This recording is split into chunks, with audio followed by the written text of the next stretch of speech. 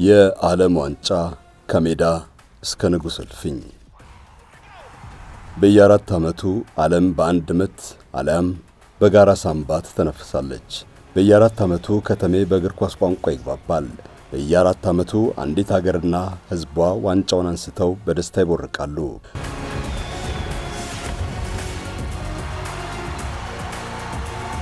ለዘላለም የማይረሳ የጥበብና የውርደት አጋጣሚም አይጠፋም።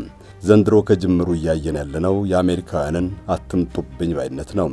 ፕሬዝደንት ዶናልድ ትራምፕ አጥብቀው የፈለጉትን ውድድር የማይወዷቸውን ሰዎች ለመግፋት እየተጠቀሙበት ይገኛሉ። የኢራን ብሔራዊ ቡድን እንግልት የዚህ ማሳያ ነው። እንደውም ኢራናውያን ቀርተው በቦታቸው ጣሊያን እንድትተካ እስከ መጠየቅ ደርሰዋል።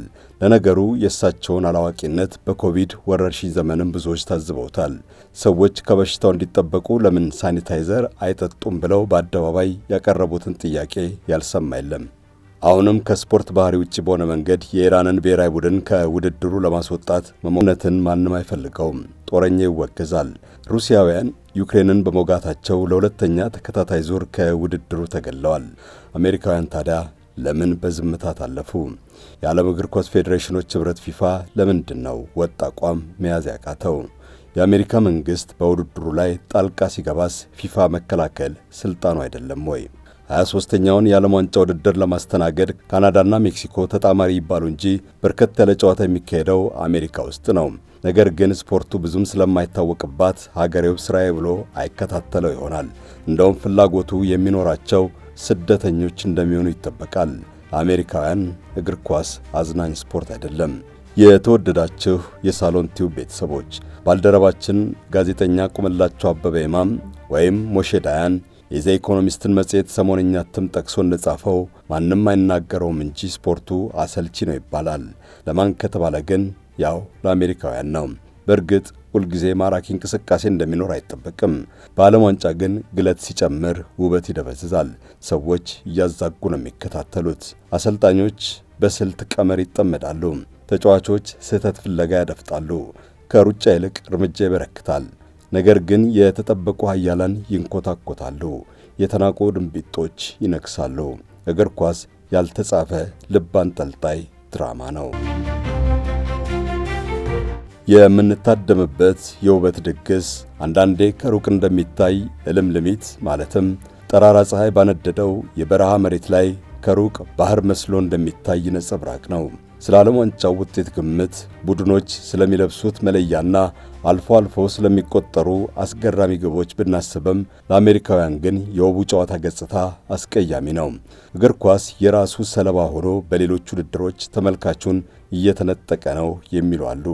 እግር ኳስ ከሌላው አይነት ስፖርት ጋር በቁጥር ሲመዘን ሳቢ ስፖርት አይመስልም። ከዘንድሮ በፊት ለ3 ተከታታይ ጊዜ በተካሄደው የዓለም ዋንጫ ውድድር በመደበኛ ሰዓት በአማካይ በየጨዋታ ሩብ፣ ግማሽና ፍጻሜ ላይ ብዛቱ ወደ 2 ከሚገላበጥበት የእንግሊዝ ፕሪሚየር ሊግ ያንሳል። በእንግሊዝ ትልቁ ውድድር በየጨዋታው በአማካይ 2.8 ግብ ይታያል።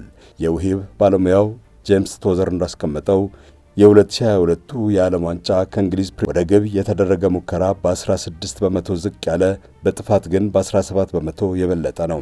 በአንዱ ጨዋታ 18 በክለቦቻቸው ከ60 በላይ ጨዋታ አድርገው በድካም ዝለው ነው። በዚያ ላይ ወቅታዊ ከፍተኛ ሙቀት ይገጥማቸዋል። ከብሔራዊ ቡድን አጋሮቻቸው ጋር የሚያካሄዱት ልምምድ አጭር በመሆኑ ግጥሚያ ላይ ወጥነት ካለው ይልቅ የተቆራረጠ ቅብብል ያደርጋሉ። ከምንም በላይ ደግሞ ሀገራቸውን ወክለው የማይሞት ክብር ለመቀዳጀት የሚያድርባቸው ጉጉት ስነ ልቦናዊ ጫና ስለሚፈጥርባቸው እንደ ቡድን ከማጥቃት ይልቅ ስህተት ላለመስራት ይጠነቅቃሉ። አውቶቡስ የማቆም ስልት እየተባለ የሚቀለደውም ለዚህ ነው። በእርግጥም በዚህ አይነቱ መንገድ እንደ ዳዊት ያሉ ምስኪን ቡድኖች እንደ ጎልያድ የተቆለሉትን ጥለዋል። የሞሮኮ ብሔራዊ ቡድን በ2022 የዓለም ዋንጫ ስፔንና ፖርቱጋልን ሲያሸንፍ የተጠቀመበትን ጠንካራ የመከላከል አደረጃጀት ማስታወስ ይገባል። የተሻለ የእግር ኳስ አቅም ላላቸው ቡድኖች ችክ ያለ መከላከል ያሰለቻል። መካከለኛና ዝቅተኛ ደረጃ ላላቸው ሀገራት ግን ይህ ታክቲክ የሕይወትና የሞት ጉዳይ ነው። በ1998 ውድድር የተሳታፊ ቡድኖች ቁጥር ወደ 32 ካደገ ወዲህ በቀደመ ግምት የምርጥ ሶስተኛነት ውጤት ይዘው ወደ ጥሎ ማለፍ አይደርሱም የተባሉ 6 ቡድኖች እስከ ግማሽ ፍጻሜ ገስግሰዋል። ክሮኤሽያ በ1998 እና 2022፣ ደቡብ ኮሪያ ከጃፓን ጋር ተጣምራ ባስተናገደችው 2002፣ በዚያው ዓመት ቱርክ 2022 ይታወሳሉ። እነዚህም ቡድኖች አንድ የሚያደርጋቸው አጥቅተው አለማሸነፋቸው ነው። እስከ ግማሽ ፍጻሜ በነበራቸው ጉዞ በመደበኛ የጨዋታ ጊዜ በአማካይ ያስቆጠሩት ግብ 1.1፣ የተቆጠረባቸው ግን 0.7 ነው። በ2010 ኒውዚላንድ የመጨረሻውን ደረጃ ይዛ ያጠናቀቀችው አንድም ጨዋታ ሳታሸንፍና ሳትሸነፍ ነበር። ይህም የሚያሳየው በእግር ኳስ ታላላቅ ከሚባሉት ጋር ሲገናኙ 11ዱንም ተጫዋቾች የግብ ክልል ውስጥ አጭቆ አውቶቡስ በማቆም እየተከላከሉ መጨረስ እንደሚያዋጣ ነው። ይህ እሳቤ 48 ቡድኖች በሚሳተፉበት በአሁኑ የዓለም ዋንጫ ላይ ይበልጥ ይደጋገም ይሆናል። በእርግጥ በምድብ ጨዋታ ትልልቆቹ ትናንሾቹን በሰፊ ውጤት ሊያሸንፉ ይችላሉ። ነገር ግን በጥሎ ማለፉ እርከን በዳዊት የሚመሰሉት ጎልያድን ለማቆም ሲሉ አብዝተው በመከላከል ጨዋታውን አሰልቺ ማድረጋቸው አይቀርም። ነገር ግን በዓለም ዋንጫ ማሸነፍ ስሜት የመኮርኮር ኃይሉ እጅግ ከፍተኛ በመሆኑ ሁሉም ግጥሚያ ያለምንም ግብ ቢጠናቀቅ እንኳ በሚሊዮን የሚቆጠሩ ሰዎች ይመለከቱታል። ነገር ግን እግር ኳስ አሁን በዓለም አቀፍ የትኩረት ስበት ፉክክር ውስጥ መግባቱን ልብ እንበል። የስፖርት ተመልካቾች ብዙ አማራጭ አላቸው። የሌላ አይነት ስፖርት አወዳዳሪዎች ስራቸውን ይበልጥ ማራኪ ለማድረግ አዳዲስ ፈጠራ ይጠቀማሉ። የአሜሪካ ቤዝቦል ሊግ አሰልቺነትን ለመቀነስ ለወርዋሪዎች የ15 ሰከንድ ገደብ ስላስቀመጠ ጨዋታው ፈጣን ሆኗል። በራግቢ ረክ በሚባለው የጨዋታ ሕግ ላይ ለአጥቂዎች የተሻለ ድጋፍ ለመስጠት በማሰብ የነጥብ ምጣኔን አሳድጓል። በህንድ የክሪኬት ግጥሚያ ላይ 12ኛ ልዩነት ፈጣሪ ተጫዋች በማከል የስልት አማራጭ ከፍ አድርጓል። በፎርሙላ 1 ደግሞ የውድድሩን ውጤት ተገማችነት ለመቀነስ የተሽከርካሪ ኢንዱስትሪዎች ተቀባይነት የሚያገኙበትን ሕግ ቀይሯል። በዚህም ሳቢያ ካለፉት 12 የውድድር ዘመናት 10ሩን ያሸነፉት ሉዊስ ሃሚልተንና ማክስ ቨርስቴፐን እየተቸገሩ ነው። በቅርጫት ኳስ ገና 1950ዎቹ ላይ ነው ኳስ ተይዛ የምትቆይበትን ጊዜ በማሳጠር አጥቂዎች ቶሎ ቶሎ ለማስቆጠር እንዲሞክሩ የተገደዱት። የሚሰላበት ነጥብ መጠን ከ160 ወደ 230 አድጓል። ዛሬ ሁልግሶ ሙሉ ጨዋታ ከመመልከት ይልቅ በአጫጭር የሚቀነጫጨበውን ልብ ሰቃይ እንቅስቃሴ ማየት ይመርጣል። ሌላው ስፖርት ከጊዜው ሁኔታ ጋር ራሱን ለማስታረቅ በፈጠራ ሲመነደግ፣ እግር ኳስ ግን በድሮ ሕግ ታስሮ ቆሟል። እግር ኳስ ለውጥን አጥብቆ የሚጠላ ስፖርት ነው ተብሎ ይተቻል። ከተፈለገ ሕጉ በቴክኖሎጂ ታግዟል ተብሎ ሊገለጽ ይችላል። ዛሬ አንድ ተጫዋች የሌላውን ባት በጫማው ቢነካው በቪዲዮ ምልሰት ምርመራ ወይም ቫር ታይቶ ቀጥታ ቀይ ካርድ ይመዘዝበታል። ይሁንና ዓለም አቀፉ የእግር ኳስ ፌዴሬሽኖች ኅብረት ፊፋ ለመንቃት ሲሞክር ይታያል። በዚህ ዓለም የታከለበት መላ መጠቀም እንደሚገባው የተገነዘበ ይመስላል። አሜሪካውያን ባዶ ለባዶ በሚጠናቀቅ ጨዋታ ጊዜያቸውን የሚያጠፉ ስፖርት ተመልካቾች አይደሉም። እናም ፊፋ መፍትሄ የሚለውን መርህ ይተገብራል። የፊፋን የእግር ኳስ እድገት የሚከታተለውን መምሪያ የሚያስተባብሩት የአርሰናል የቀድሞ አሰልጣኝ አርሰን ቬንገር ከጨዋታ ውጪ በሚባለው የማይፈቀድ እንቅስቃሴ ላይ የግልጽ ክፍተት ሕግ እንዲወጣበት አድርገዋል። ይህም የተለጋለትን ኳስ ለመቆጣጠር በሚሮጥ አጥቂና በተቃራኒ ተከላካይ መካከል በግልጽ የሚታይ ክፍተት እስካልተፈጠረ ድረስ ከጨዋታ ውጪ ተብሎ እንቅስቃሴ እንዳይቋረጥ የሚያደርግ ነው። የሕጉ ዓላማ በቫር የሽርፍራፊ ሰከንድ ትንታኔ እግር ወይም ጸጉር መስመር አልፏል እየተባለ የሚሻረውን ግብ በማጽደቅ ጨዋታ ማራኪ እንዲሆን ማስቻል ነው። ሌላኛው ጉዳይ በቫር ላይ የሚነሳው ጥያቄ ነው። ብሪታንያ ውስጥ በተካሄደ ጥናት 72 በመቶ የሚደርሱ እግር ኳስ ተከታታዮች ቫር ጨዋታውን ወደ አሰልችነት እንደቀየረው ማመናቸው ተረጋግጧል። ስለዚህም እንደ ቴኒስ ወይም መረብ ኳስ ግጥሚያ ቡድኖች በዳኝነት ውሳኔ ላይ የሚያቀርቡትን ቅሬታ ብዛት መገደብ አስፈልጓል። ግልጽ የዳኝነት ስህተት ብቻ እንዲመረመር በመፍቀድ ቫር የሚያስከትለውን የጨዋታ መቆራረጥ በመቀነስ ኃላፊነቱን ወደ አሰልጣኞች ይገፋል።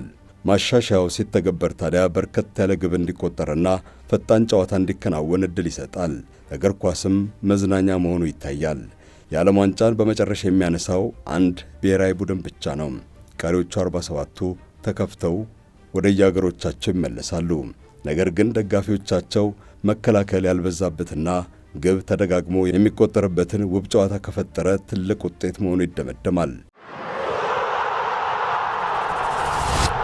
የዓለም ዋንጫ ውድድር የእግር ኳስ ጥበብ ከአራት ማዕዘን የሳር ሜዳ ግብ አልፎ የሰዎችን የልብ ትርታ የሚገዛ ሀገራትን በአንድ ስሜት የሚያስተሳስር ታላቅ መድረክ ነው። በየአራት ዓመቱ ሲመላለስ ከድል ሐሴትና ከእንባ ማዕበል ባሻገር ከትውልድ ወደ ትውልድ የሚተላለፍ ታሪክ በክህሎት ቀለም ይከትባል። በክብር መዝገብ ላይ የሰፈረ አያሌ የውብ እግር ኳስ ውጤትና ሰብአዊ መስተጋብር ይገኛል። ከዛም መካከል አንዱ ዩራጓይ ባስተናገደችው የ1930 ውድድር የተቀሰቀሰው የሁለት አይነት ኳስ ውዝግብ ነው። ለመጀመሪያ ጊዜ በተካሄደው በዚያ የዓለም ዋንጫ ኡራጓይና አርጀንቲና ለፍጻሜ ደረሱ።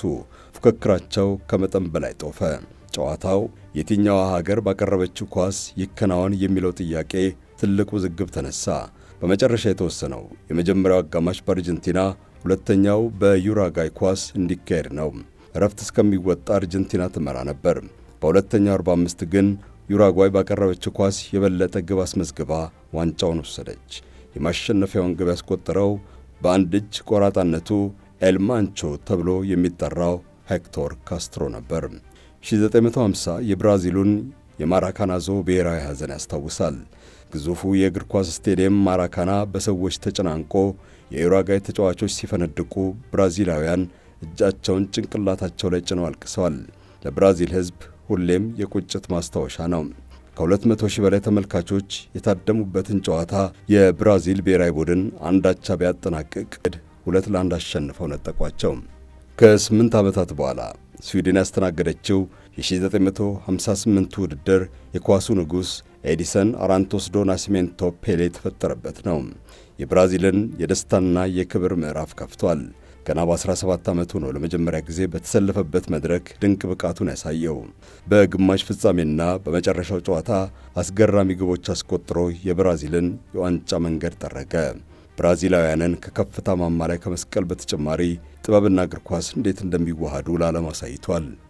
እንግሊዝ አስተናግዳ ብቸኛውን ዋንጫ ያነሳችበት የ1966 ውድድር የመንፈስ ግብና የዩሲቢ ኦፍ ኸርስት በፍጻሜ ጨዋታ በምዕራብ ጀርመን መረብ ላይ 3 ጊዜ ኳስ አሳርፏል። አንደኛው ግብ ግን አግዳሚ ከገጨ በኋላ የነካው መሬት ከመስመር ውስጥ ወይስ ውጭ የሚለውን ኮቆልሽ እስከዛሬም ያሟግታል።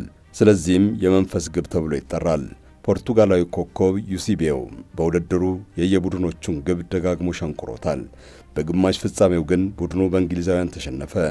ፖርቱጋሎቹ ሆን ተብሎ በሊቨርፑል ከተማ ጉዲሰን ፓርክ ስቴዲየም የሚካሄደው ጨዋታ ወደ ለንደን ዌምብሌ በመዛወሩ በባቡር አድካሚ ጉዞ እንዲያደርጉ መገደዳቸው አቅማቸውን ቀንሶባቸዋል። ዩሲቢዮ አስደናቂ ግብ ቢያስቆጥርም ቡድኑ ከሽንፈት ስላላመለጠ ተንሰቅስቆ አልቅሷል። ሜክሲኮ ያስተናገደችው የ1970 የዓለም ዋንጫ እግር ኳስ ስዕላዊ ጥበብ ተመስሎ የቀረበበት ነው። በአያሌ እግር ኳስ አፍቃሪዎች የምንጊዜውም ምርጥ ውድድር ተብሎ ይሞገሳል። በፔሌ እየተመራ ማራኪ ጨዋታ ያሳየው የብራዚል ስብስብ ዋንጫውን ለ3ኛ ጊዜ አሸንፏል። በእንግሊዙ ግብ ጠባቂ ጎርደን ባንክስና በፔሌ መካከል የተደረገው ፍልሚያ አይረሳም። ፔሌ በግንባሩ ገጭቷት ግብ መሆኗ ያልተጠረጠረችውን ኳስ ባንክስ በቅጽበት ያዳነበት እንቅስቃሴ በክፍለ ዘመኑ ምርጥነት ተመዝግቧል። የ1974ቱ የጀርመን ዋንጫ ዓለም በአዲስ የጨዋታ ፍልስፍና የተማረከችበት ነበር። የኔዘርላንዱ ጥበበኛ ዮሃን ክራይፍ ሙሉ በኩሌ የተባለ የእግር ኳስ ጨዋታ ስልት ይዞ ቀረበ። ምንም እንኳን የሆላንድ ብሔራዊ ቡድን በፍጻሜው በምዕራብ ጀርመን ቢሸነፍም በጨዋታው ያሳየውና ተከላካዮችን ያደናገረው የክራይፍ ቅልጥፍና የተባለው ዘይቤ የእግር ኳስ ውበት መገለጫ ሆኖ ሲጠቀስ ይኖራል። በ1982 ስፔን ላይ ጣሊያናዊው ፓውሎ ሮሲ በብቃቱ ስርየት አግኝቷል። ፓውሎ ሮሲ ከቁማር ጋር በተያያዘ ከሜዳ ታግዶ ቆይቶ ወደ ውድድሩ የተመለሰው ጥቂት ቀናት ሲቀሩት ነበር። በውድድሩ በከፍተኛ ግብ አስቆጣሪነት ከመመዝገቡ ባለፈ ቡድኑን ለዋንጫ አብቅቶታል። ሜክሲኮ ለሁለተኛ አንዱ ማራዶና የነገሰበት ነው። በዓለም ዋንጫ ታሪክ ከአንድ ሰው ስም ጋር በጥብቅ ተቆራኝቶ የሚገለጽ ውድድር ያያኔው ነው። በተለይ በአርጀንቲናና በእንግሊዝ ግብ አስቆጥሯል። የእግር ኳስ ሁለት አይነት ጽንፍ ታይቶበታል። አንደኛውን በእጁ ገጭቶ አገባ። የጊዜ 5 ተጫዋቾችና ግብ ጠባቂውን አታሎ ያስቆጠረው ነው። እሱም የክፍለ ዘመኑ ምርጥ ግብ ተብሎ ተመዝግቧል። በ1990 የጣሊያን የዓለም ዋንጫ የገነነው ደግሞ የካሜሩኑ ሮጀር ሚላ ነበር። የአፍሪካ እግር ኳስ በዓለም መድረክ ላይ ክብሩንና አቅሙን ያስመሰከረበት ማራኪ ምዕራፍ ነው። የ38 ዓመቱ አንጋፋ ተጫዋች የሰቀለውን ጫማ አውርዶ ብሔራዊ ቡድኑን እስከ ሩብ ፍጻሜ አድርሷል። ግብ ባስመዘገበ ቁጥር ወደ ማዕዘን መምቻ እየሄደ ያሳየው አስደናቂው ዝዋዜ የአፍሪካውያንን ስሜት ኮርኩሯል። ጣሊያናዊ አጥቂ ሮቤርቶ ባጂዮ ከ1994ቱ የአሜሪካ ውድድር ጋር በተለይ አብሮ ይታወሳል። በግብ አናት ያጎናት የመለያ ምት ኳስ ወደ ምድር ተመልሳለች ወይ እየተባለ ይቀለዳል። ነገር ግን የእግር ኳስ አሳዛኝ ገጽታ ፍንትው ብሎ የታየበት ነው። ሮቤርቶ ባጂዮ ቡድኑን ለብቻው ተሸክሞ ነበር እስከ ፍጻሜ ያደረሰው። ይሁንና በመለያ መበቅ ከግቡ አግዳሚ በላይ ወጣበት። የመጨረሻ መቺ ነበር። ሆኖም እድሉን በማምከኑ ቡድኑ ተሸነፈ። እጆቹን ወገቡ ላይ አድርጎ አንገቱን ደፍቶ በጸጸት መሬት ከማየት ውጪ የሚያደርገው አልነበረውም። ደቡብ ኮሪያና ጃፓን በጋራ ያስተናገዱት የ2002ቱ የዓለም ዋንጫ በአይነቱ ይለያል። ውድድሩ በአገራት ጥምረት ሲካሄድ የመጀመሪያ ነው። ብራዚል በ1998 የገጠማትን የልብ ስብራት የሮናልዶ ሉዊስ ናዛሪዮ ዴሊማ ኤል ፊኖሜኖ ትንሣኤ በዚህ ውድድር ጠግኖላታል። ትልቁ ድንቅ አጥቂ ሮናልዶ ከከባድ የጉልበት ጉዳት አገግሞ ነው አስገራሚ ብቃቱን ያሳየው። በፍጻሜው በጀርመን መረብ ላይ 2 ጊዜ ባስቆጠረው ግብ ብራዚል 5ኛዋን የዓለም ዋንጫ እንድታነሳ አድርጓል። የ2006ቱ የጀርመን ዓለም ዋንጫ ደግሞ በእግር ኳስ ታሪክ እጅግ አስደንጋጭ የተባለ ፍጻሜ የተካሄደበት ነው። የፈረንሳዩ አምበል ዚነዲን ዚዳን በደማቅ ብቃት ቡድኑን ለፍጻሜ አድርሶ በክብር መሰናበቻው ላይ ነበር። ነገር ግን የጣሊያኑን ተከላካይ ማርኮ ማቴራዚን ደረቱ ላይ በግንባሩ ገጭቶት ከዘረረው በኋላ በቀይ ካርድ ከሜዳ ተሰናበተ። ድጋሚ ሊያነሳው በጓጓለት ዋንጫ ፊት ሲሄድ የሚያሳየው ምስል ታላቅ ድራማ ነበር። በየዘመናቱ የተከሰተው አጋጣሚ የዓለም ዋንጫ ከስፖርታዊ ውድድር በላይ መሆኑን ያረጋግጣል። የሀገራት ስሜትና የሰው ልጅ ሁለንተናዊ የጽናትና የድካም ባህሪ የሚንጸባረቅበት ታላቅ የጥበብ ባህር ነው። በዓለም ዋንጫ የገነኑ ተጫዋቾች ለሌሎች አርአያና አስታራቂም ሆነው ተገልጠዋል። እግር ኳስ ከስፖርት ፉክክር ባለፈ ሰዎችን አቀራርቧል። የሀገራትን የፖለቲካ ምህዳር ቀይሯል። ጦር ሰብቀው ደም ያፈሰሱ መሪዎችን ለሰላም አንበርክኳል። በእርግጥ ሀገራትን ወደ ግጭት ከቶም ያውቃል። ሆኖም በጎነቱ ነው የሚያይለው።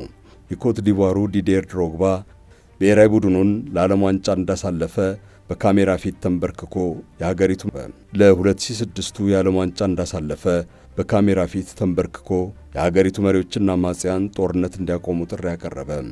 የወቅቱ ፕሬዝደንት ሎራ ባግቦ በጅ ያሉት ብሔራዊ ቡድን በአማጽያኑ ይዞታ ስር በነበረችው በዋኬ ከተማ ጨዋታ በመካሄዱም ለዓመታት የተከፋፈለችው ሀገር በኳስ ፍቅር ወደ አንድነት ተመለሰች። የእግር ኳሱ ንጉሥ ፔሌም ወደ ምዕራብ አፍሪካ ተጉዞ የጠመንጃ ላንቃ ዘግቷል። በ1969 ፔሌ የሚጫወትበት ሳንቶስ ክለብ በናይጄሪያ የወዳጅነት ግጥሚያ እንዲያካሄድ ተጋበዘ። ፔሌን ጥይት እያጮሁ መመልከት ያልወደዱት የናይጄሪያ ወታደራዊ መሪዎችና የቢያፍራ አማጽያን አስደናቂ ውሳኔ ያሳለፉ። ፔሌ እስኪጫወት ለ48 ሰዓታት የሚቆይ ተኩስ አቁም አወጁ። ስቴዲየም ውስጥ ተፋላሚዎቹ ጎን ለጎን ተቀምጠው ጨዋታ ተከታትለዋል። በተቃራኒ እግር ኳስ ላቲን አሜሪካ ውስጥ ጦርነት ቀስቅሷል። ኳስ ሁልጊዜም የሰላም መልእክተኛ ሊሆን አይችልም ያስብላል። በ1969 በሆንዱራስና ኤልሳልቫዶር መካከል የተካሄደው ውጊያ የእግር ኳስ ጦርነት ተብሎ ይጠራል። ለዓለም ዋንጫ ማጣሪያ በተደረገ ተከታታይ ግጥሚያ ላይ ተጫዋቾችን አስተናንቋል፣ ደጋፊዎችን አሳምጿል። ከፍተኛ ሁከትና የሕይወታቸውን አቋረጡ። የኤልሳልቫዶር ጦር ሆንዱራስን ለ6 ቀናት በአየር ደብድቦ በሺ የሚቆጠሩ ሰዎችን አጥፍቷል። እግር ኳስ የአምባገነን መሪዎች የፖለቲካ መጠቀሚያና ስልጣን ማራዘሚያም ሆኖ አገልግሏል። የጣሊያኑ ፋሺስት መሪ ቤኒቶ ሙሶሎኒ በ1934 ሀገሩ ያዘጋጀችውን የዓለም ዋንጫ ብሔራዊ ቡድኑ ካላሸነፈ ተጫዋቾቹ አስከፊ ቅጣት እንደሚጠብቃቸው አስጠነቀቀ። ማሸነፍ አሊያም ሞት የሚል ስነ ልቦናዊ ጫና ያረፈባቸው ተጫዋቾች በመጨረሻ ዋንጫውን አስቀርተው ሕይወታቸውን አትርፈዋል። የዩጋንዳው ኢዲ አሚን ዳዳና የዛይሩ ሞቡቱ ሴሴ ሴኮ እግር ኳስን የሀገራዊ ኩራትና የቅስቀሳ መሳሪያ በማድረግ ቡድኖቹ በተሸነፉ ቁጥር ተጫዋቾቹን በጦር ሰፈር ውስጥ ያስሩ ነበር። በአጠቃላይ ውቡ ጨዋታ ሜዳ ላይ ከሚንከባለል ኳስ በላይ የሰውን ስነ ልቦና፣ የሀገራትን ዲፕሎማሲና የመሪዎችን ውሳኔ የሚያናውጥ ኃይል ያለው ግዙፍ መድረክ ነው። እናንተስ ምን ታስባላችሁ? ለምሳሌ ስለ ቫር አስተያየታችሁ ምንድነው? ይቀየር ወይስ ይቅር? ሐሳብ መስጫው ላይ የሚሰማችሁን አስፍሩልንና እንወያይበት። የነገ ሰው ይበለን። ሻሎም አሜን።